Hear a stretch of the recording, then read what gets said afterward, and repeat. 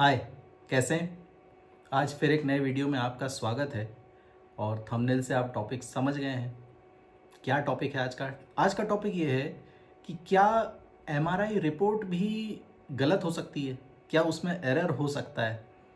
क्या उसमें कुछ गलत लिखा हो सकता है ना? अपन लोग एमआरआई कराते हैं, जांच के लिए ही कराते हैं कि भाई डायग्नोसिस के लिए कि उसमें किस तरह की बीमारी हो। ख़ास तौर पे फिस्टुला में एमआरआई का इम्पोर्टेंस है। और क्या हो अगर एमआरआई रिपोर्ट में कुछ ऐसा लिखा हो जो कि आपको हो ही ना? क्या ऐसा हो सकता है? क्या एमआरआई रिपोर्ट में कुछ गलत लिखा हो सकता है? क्या कुछ ऐसा लिखा हो सकता है जो आपको हो ही ना? है ना? क्या ऐसा हो सकता है? तो इस वीडियो में यही आपको मैं बताने की कोशिश करूँगा। एक रिपोर्ट से आपको समझाने की कोशिश करूँगा। अगेन हमेशा ही कभी भी मैं किसी का भी नाम डिस्क्लोज़ नहीं करता, किसी की भी आइडेंटिटी डिस्क्लोज़ नहीं करता, कभी पेशेंट की आइडेंटिटी डिस्क्लोज़ नहीं करता। हम सिर्फ केस पे ध्यान देंगे कि रिपोर्ट में क्या लिखा था, रिपोर्ट में क्या अंतर था, ऐसा क्या था जो पेशेंट को नहीं था पर रिपोर्ट में लिखा था, है ना?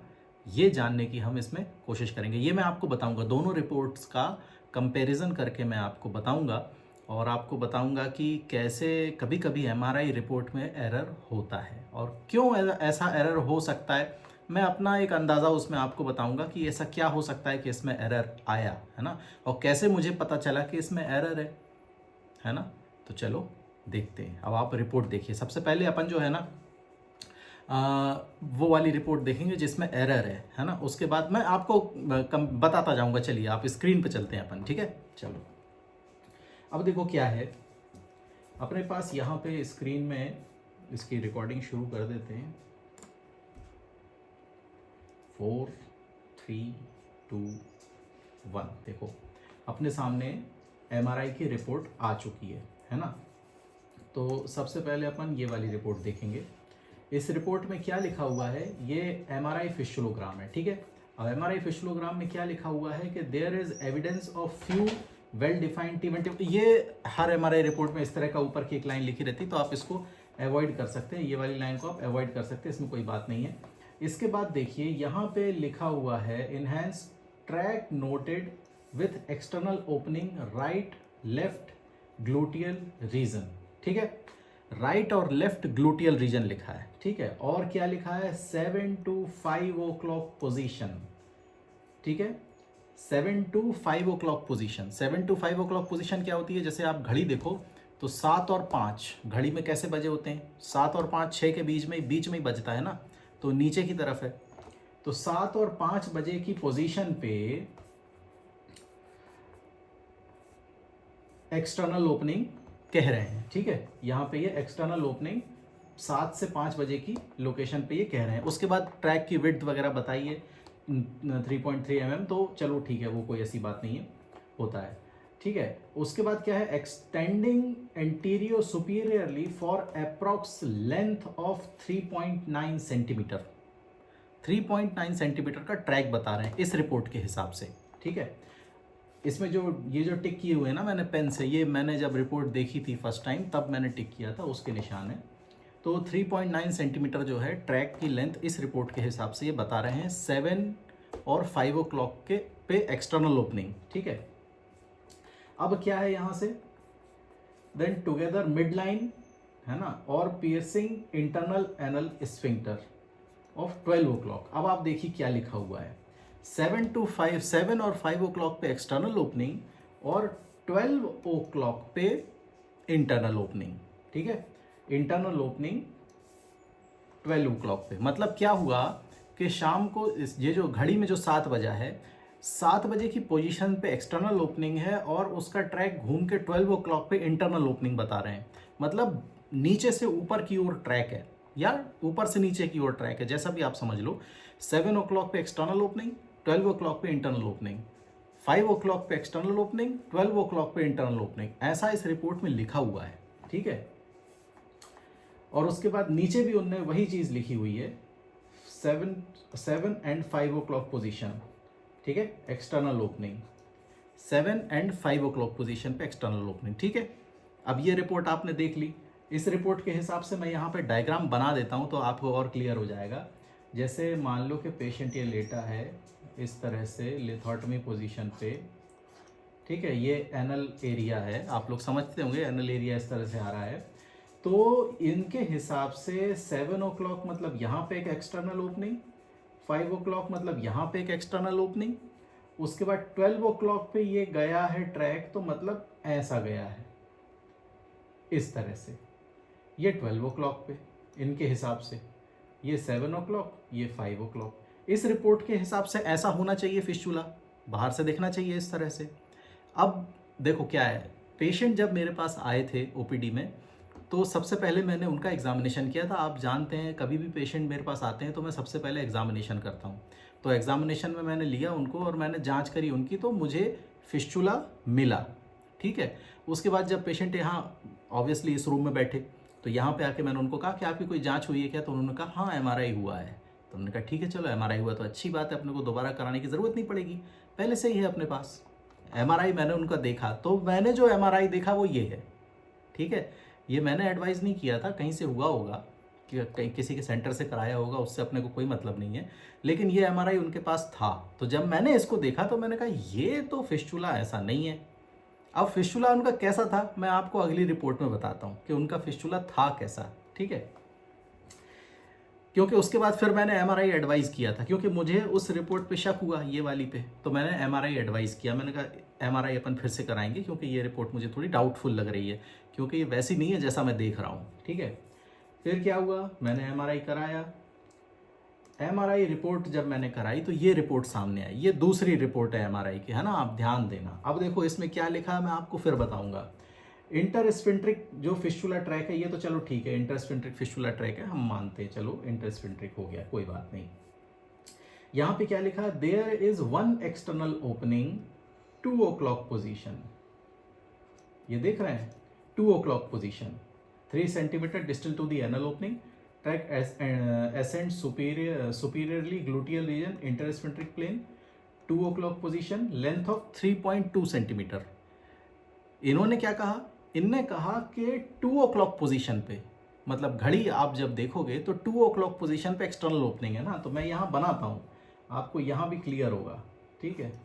मैं यहाँ भी बना के बताता हूँ, एक जैसे अपन ने उसमें बनाया था ऐसे मैं यहाँ भी बनाता हूँ। एक 2 o'clock पोजीशन मतलब एक्सटर्नल ओपनिंग यहाँ, ठीक है। आगे क्या बता रहे हैं, another external opening in 10 o'clock position, दूसरी एक्सटर्नल ओपनिंग 10 o'clock पोजीशन पे। 10 o'clock पोजीशन घड़ी की क्या होती है, घड़ी की 10 o'clock पोजीशन होती है यहाँ, ठीक है। 2 लोकेशन हो गई। इसके बाद क्या कह रहे हैं, इंटरस्फिंट्रिक 9 to 10 o'clock 3.2 सेंटीमीटर, इस ट्रैक की लंबाई भी 3.2 सेंटीमीटर है, ठीक है। Both track communicate with the anus through the single internal opening below the level of dentate line 12 o'clock position, ठीक है। यहाँ पे 12 o'clock पोजीशन पे आ गए, तो 12 o'clock पोजीशन कहाँ है, ये है।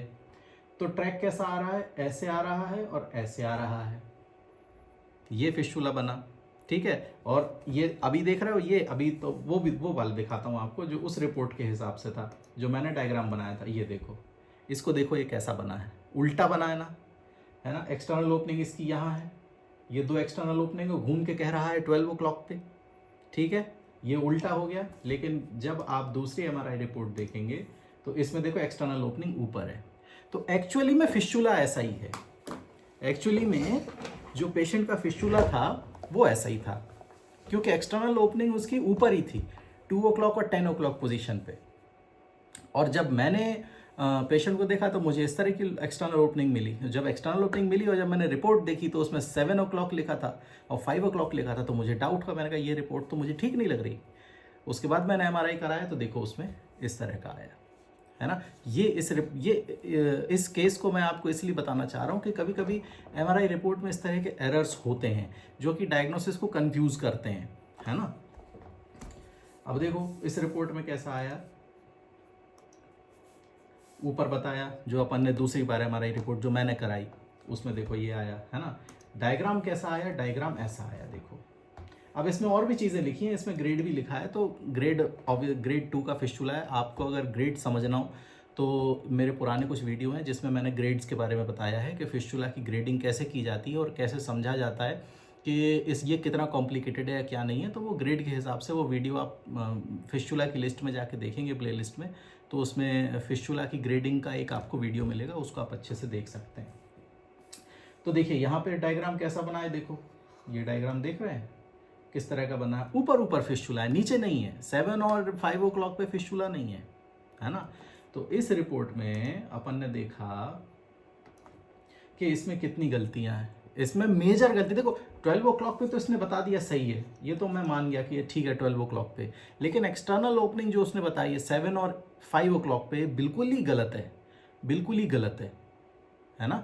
इसलिए अपने को थोड़ा सा एमआरआई कराते वक्त भी ध्यान रखना चाहिए। और खैर आप पेशेंट क्या ही ध्यान रखेंगे, लेकिन कभी कभी इस तरह के एरर्स आते हैं, है ना। इस रिकॉर्डिंग को अपन बंद कर दें। कभी कभी इस तरह के एरर्स आते हैं। अब मेरे हिसाब से इसमें क्या प्रॉब्लम हुई होगी, तो मेरे हिसाब से इसमें प्रॉब्लम यही हुई होगी कि कभी कभी क्या होता है, टाइपिंग मिस्टेक होती है ना। अब ये टाइपिंग मिस्टेक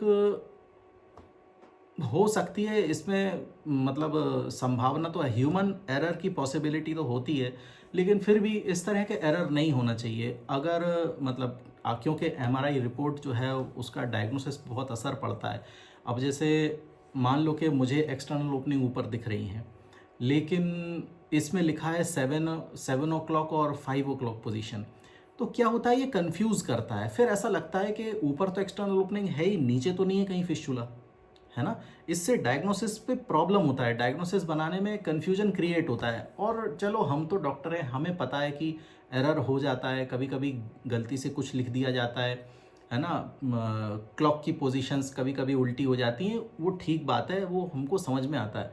लेकिन पेशेंट के लेवल पर प्रॉब्लम हो सकती है, क्योंकि पेशेंट को प्रॉब्लम है 10 o'clock पे और 2 o'clock पे, और रिपोर्ट में आ रहा है 7 o'clock और 5 o'clock।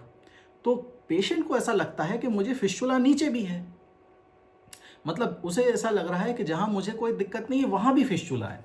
तो प्रॉब्लम इससे क्या होती है कि वो फिर डॉक्टर से कन्वर्सेशन में वो चीज़ आती है कि डॉक्टर साहब उसमें नीचे भी लिखा है फिस्टुला। अब रिपोर्ट में, एमआरआई रिपोर्ट में अगर नीचे लिखा हुआ है फिस्टुला, तो हम उसे कैसे डिनाई करेंगे। इसका एक ही तरीका है कि हम रिपोर्ट दोबारा कराएं किसी दूसरी जगह से, जो कि हमने कराया है, और उसमें आपने देखा कि उसमें पता चला है कि नीचे कोई भी ऐसी चीज़ नहीं थी, सारी चीज़ें ऊपर ही हैं, एंटीरियर फिस्टुला था, है ना। 2 o'clock और 10 o'clock पे एक्सटर्नल ओपनिंग है, सीधे नीचे आ गया है, और 12 o'clock पे मिल गया है डेंटेट लाइन पे इंटरस्पेंट्रिक फिस्टुला, एंटीरियर फिस्टुला। अब बताइए, ऐसा होता है। तो इस वीडियो में मुझे आपको यही बताना था कि एमआरआई रिपोर्ट में एरर्स हो सकते हैं, है ना। तो एक तो क्या है, कभी भी जब भी एमआरआई रिपोर्ट जैसे मैं कराता हूँ तो मतलब रेप्यूटेड जगह से ही मैं कराता हूँ, है ना। अपनी मतलब जिनकी रिपोर्टिंग बहुत सही रहती है। अब आप देख तो रहे ना इस तरह की रिपोर्टिंग, तो जहाँ से सबसे अच्छी रिपोर्ट मिलती है वहाँ से हमेशा एमआरआई कराना चाहिए। जैसे कुछ पेशेंट अपने लेवल पे भी एमआरआई कराते हैं, बिना डॉक्टर साहब की एडवाइस की भी एमआरआई कराते हैं, तो आप भी ऐसी जगह से एमआरआई कराइए जिनकी रिपोर्टिंग अब खैर पेशेंट तो क्या ही समझेंगे, लेकिन फिर भी मेरा उद्देश्य आपको सिर्फ इतना ही बताना था कि एमआरआई रिपोर्ट्स में इस तरह के एरर होते हैं, तो एमआरआई कराने से पहले थोड़ा ध्यान रखना ज़रूरी है। और बाकी हम लोग तो डॉक्टर हैं, तो हम लोग रिपोर्ट देख के समझ जाते हैं कि कहाँ एरर है और क्यों एरर है, और इसको इग्नोर करना चाहिए या नहीं करना चाहिए, या कहाँ गलती से लिख दिया है, या कहाँ पे टाइपिंग मिस्टेक है, ये हमें समझ में आता है। लेकिन पेशेंट के लिए बता रहा हूँ कि एमआरआई रिपोर्ट्स में एरर हो सकते हैं, है ना। तो इस बात का आप ध्यान रखना।